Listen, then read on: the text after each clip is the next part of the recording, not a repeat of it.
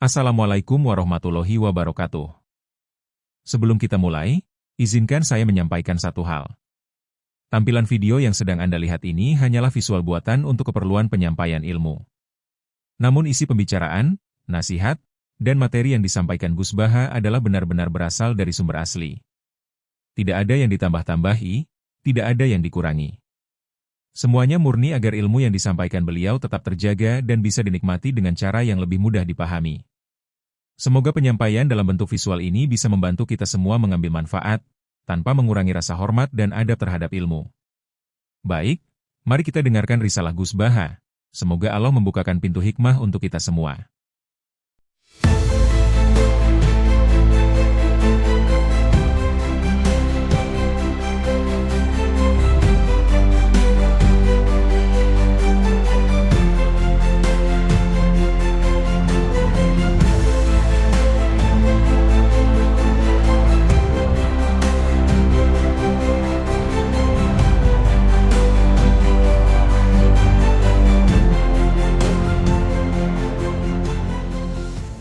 Sungguh-sungguh Allah sangat ridho ketika seorang hamba itu makan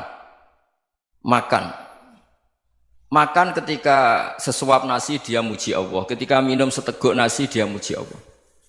Itu kalau orang diridhoni Allah itu wali betul. Itu untuk jadi wali itu gampang, kamu makan ridho, kamu ninjak buminya Allah ridho seneng, kamu hidup keseharian aman seneng. Nah ini supaya sampean kita semua ngaji betapa panduan Rasulullah untuk menggapai ridho Allah itu banyak yang keseharian sekali. Saking kesehariannya banyak dalam hadis dan itu sahih. Nabi menyebut hal-hal yang keseharian. Hatta ma tas'alu fi imra'atika, kamu punya uang kemudian istri kamu bisa makan itu ibadah. Bahkan sebagian ibadah itu dicontohkan Nabi yang akhirnya diprotes sahabat. Yaitu wafi buti ahadikum sodakoh, kamu menggauli istri kamu itu ya sodakoh. Sampai sahabat bilang yang benar ya Rasulullah. Ayati ahaduna syahwatahu wa huwa lahu ajrun. Masa urusan biologis, urusan syahwat kemudian dia dapat pahala. Nabi menjawab, alaih salawadu'aha fi haramin akana alaihi wisrun. Bagaimana kalau dia meletakkan ke yang tidak benar itu kan dosa. Nah, hal-hal seperti ini yang saya ingin teman-teman semua. Saya juga agak ingin ngaji demi Anda juga enggak ingin. Itu dosa sekali ngaji kok pesanan kelompok tertentu itu enggak boleh. Islam itu untuk semua. Jadi ya cuma karena di depan saya jenengan ya seakan-akan jenengan korbannya. Itu ada ilmunya dalam usul fikih itu. Jadi orang itu harus ngaji usul fikih. Nama yang disebut, mungkin Mas Sufyan masih ingat zaman ngaji usul fikih. Nama yang disebut itu tidak jaminan sebagai prioritas perintah. Jadi misalnya gini, kebetulan yang di depan Nabi itu Abu Dzar. Nabi ya bilang, ya Aba Dzarin ini uhibbuka misalnya, atau ya Mu'ad ini muhibbuka, atau ya Aba Hurairah ini uhibbuka misalnya. Banyaklah riwayat yang Nabi nyebut ya Aba Dzarin, ya Mu'ad, ya Aba Hurairah.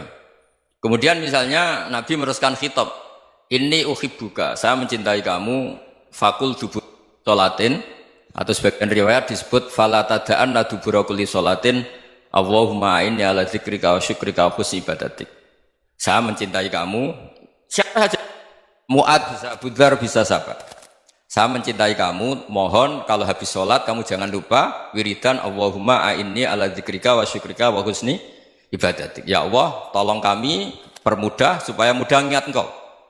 Anda tidak bisa mentang-mentang, wong nama saya Parmin, nama saya Purnomo, itu yang diperintahkan Mu'ad misalnya. Jadi yang disebut satu, tapi khitab itu untuk siapa saja. Saya teruskan. Jadi saya mohon semua kita melakukan kebaikan itu kalau dalam kaidah fikih disebut al yakin la yuzalu bisyak. Banyak kebaikan yang kebenarannya itu 100%. Tidak punya efek samping ke pihak lain, ke kelompok lain, ke komunitas lain. Yaitu tadi misalnya Anda makan dan itu murah sekali, hanya butuh satu piring. Setiap punyaan kamu muji Allah, setiap minum kamu muji Allah. Itu redaksinya Rasulullah SAW disebut Allah sangat ridho ketika seorang hamba makan, kemudian dia memuji Allah. Atau minum, kemudian dia muji Allah. Logikanya gampang, negara seperti ini yang kamu harapkan bentuknya kayak apa, mertua, ipar, komunitas, tetangga. Itu nyata terjadi itu kan belum pasti. Sementara yang mesti terjadi adalah kamu butuh makan, kalau tidak mati. Butuh minum, kalau tidak mati. Butuh bumi yang nyaman ditempati, kalau tidak kita juga mati. Sebab itu Allah kalau menyebut nikmatnya itu hal-hal yang keseharian. Alladzi at'amahum min ju'. Allah itu siapa? Allah itu yang menciptakan kamu bisa makan. Tidak berlebihan. Allah itu yang menciptakan kondisi sosial itu ideal. Zaman Nabi itu ya ada orang munafik. Orang-orang pilihan Allah itu juga diuji orang sekelilingnya yang macam-macam. Semua diuji sesuai konteks zaman dan waktu. Nah, tapi ada ibadah-ibadah yang selalu disarankan Nabi. Sampai Nabi itu pernah ditanya, ayul islami khairun ya Rasulullah, Islam terbaik itu gimana? Jawaban Nabi itu unik.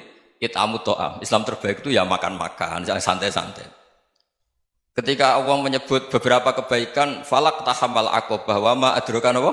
Mal akobah. Terusannya apa? Fakku rokobah. Terusannya apa? Au it'amun fiyaumin di masubaya. Itu acara makan-makan itu juga Islam. Kenapa? Ya bayangkan kalau tidak ada makanan, kita mati kan? Kondisi sosial tidak ideal itu Anda masih gak apa-apa. Tapi kalau Anda tidak makan, Anda tidak minum, kamu punya istri cerewet masih bisa hidup, punya mertua cerewet masih bisa hidup. Tapi kalau tidak makan bisa mati. Berarti penting mana istri sama makan? Penting mana? Makan. Semoga istri Anda dengar, nanti kamu disuruh makan tapi pulang deh. Itu kalau dibahasakan makan masih memahami. Penting mana nasi satu piring dengan istri. Nggak ada nasi mati, nggak ada istri belum mati. Penting mana? Gak berani jawab kan? Nah, ternyata Anda ada garang kan di depan istri. Jadi saya mohonlah, mungkin Mas Sufyan Sauri tadi yang bisa bantulah. Teman-teman tuh ngaji yang keseharian saja. Karena kita nyari ridha Allah itu berdasar firman Allah. Dan firman Allah itu menyebut keseharian tuh riang, gampang. Yaitu tadi misalnya wa min ayatihi manamukum billaili wan nahar. Termasuk ayat-ayat Allah itu kamu tidur. Maka dulu itu ada guyonan, ada tokoh Mu'tazilah, kelompok dalam Islam yang berpikir manusia itu bisa menentukan ikhtiarnya sendiri. Karena saya bisa duduk, ingin duduk, ingin berdiri, berdiri. Karena kelompok ini nggak terima kalau semua kehendak Allah, nanti bagaimana kalau semua kehendak Allah kok ada hisab ya, ada sanksi. Lucunya itu dia akhirnya, ini cerita ya, mencintai seorang perempuan, cantik sekali. Dan itu dia menjadi ahli sunnah itu oleh hal-hal yang sepele. Karena istrinya cantik, ya namanya suami istri itu hubungan intim. Terus ditanya, Mas, masih ingin lagi? Masih. Silahkan diulang lagi. Wah ya tidak bisa. Katanya manusia bisa menentukan yang diinginkan. Itu tobat itu. Itu nggak bisa ditobatkan Mas Sufyan Ats-Tsauri. Orang cantik yang mudah nobatkan orang itu orang cantik. Segampang itu. Akhirnya kita tahu, makanya kalau dalam kitab Hikam itu disebut al-aqil mayyakul madza yaf'alu wa hubi wal ghafil mayyakul madza af'al. Orang yang punya akal karena sadar ini wilayah Allah, semua milik Tuhan. Itu dia tiap hari berpikir, besok Allah akan melakukan apa terhadap dunia ini.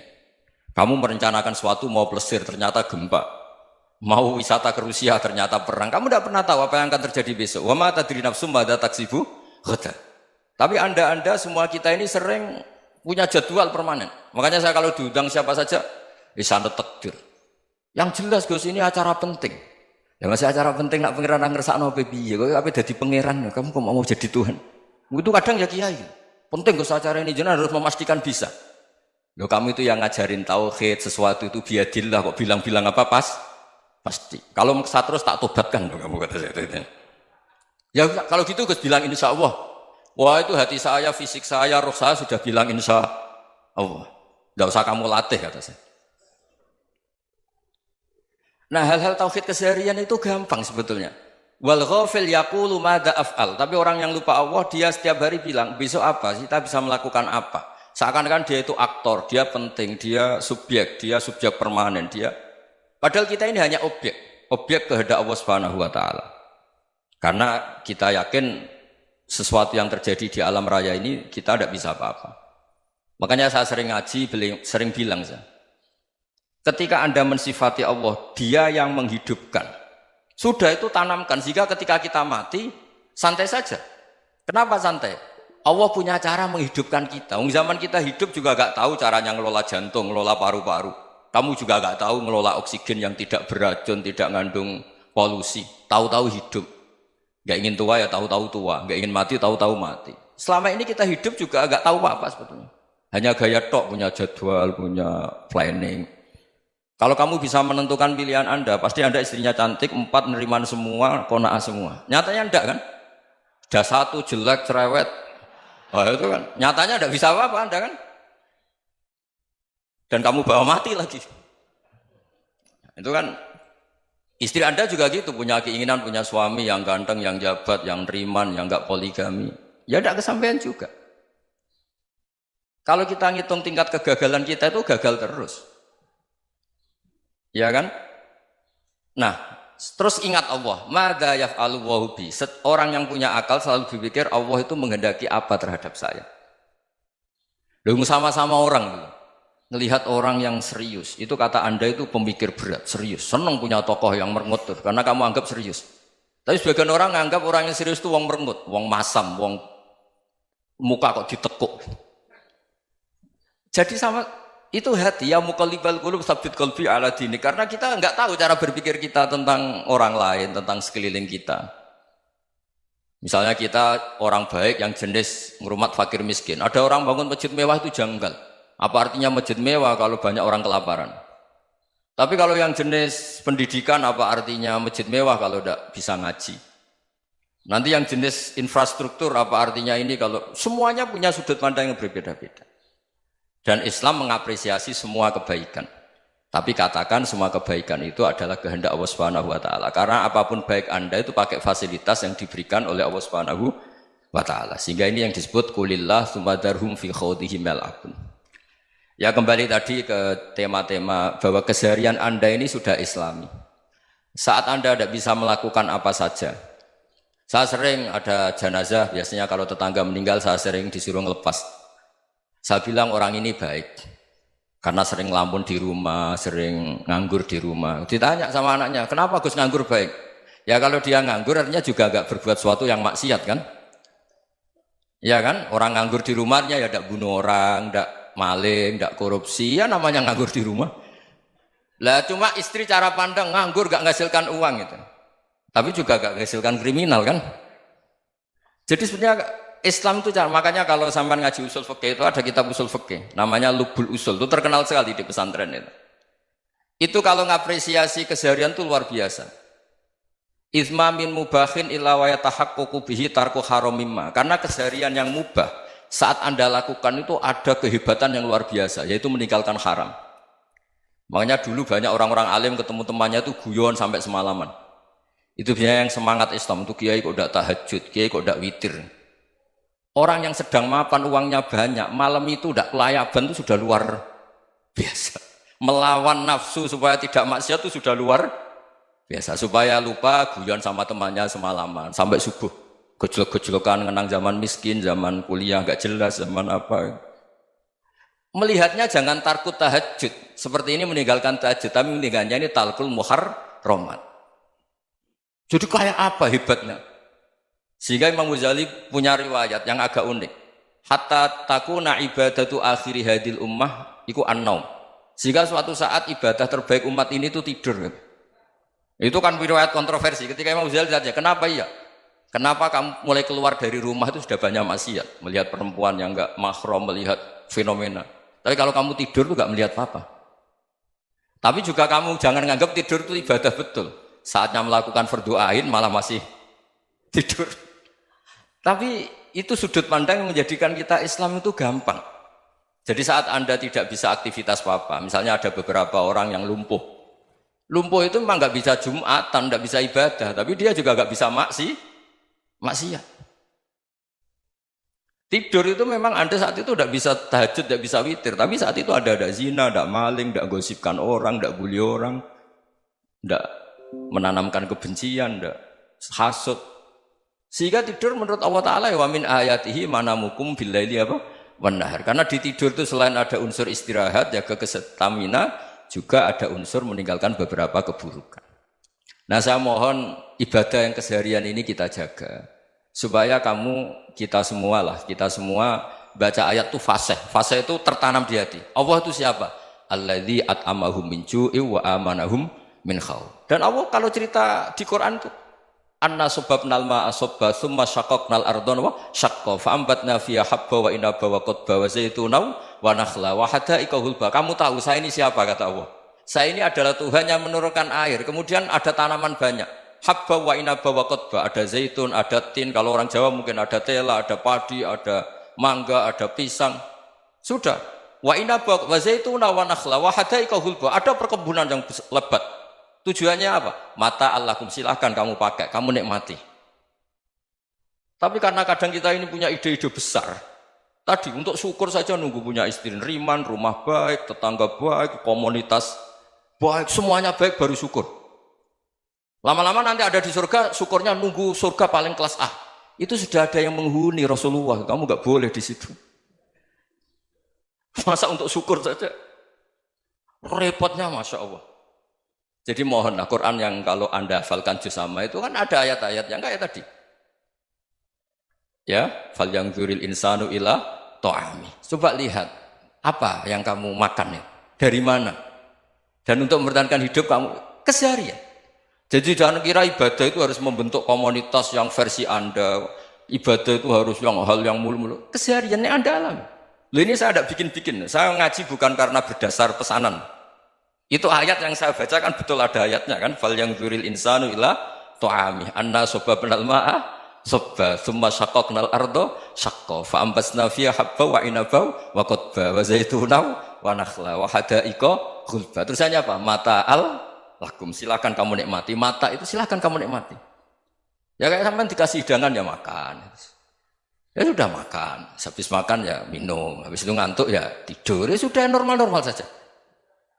Kayak apa indahnya Islam. Tapi Anda mencari Islam yang gimana lagi?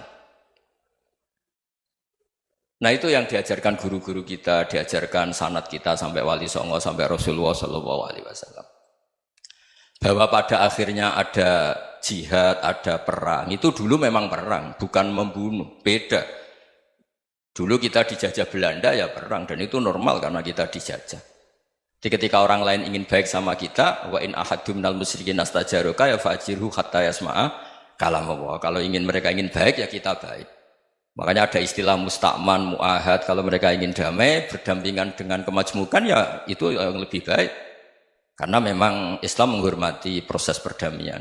Wa in janahu lis-salmi ya fajnah lah. Kalau ingin damai ya kita harus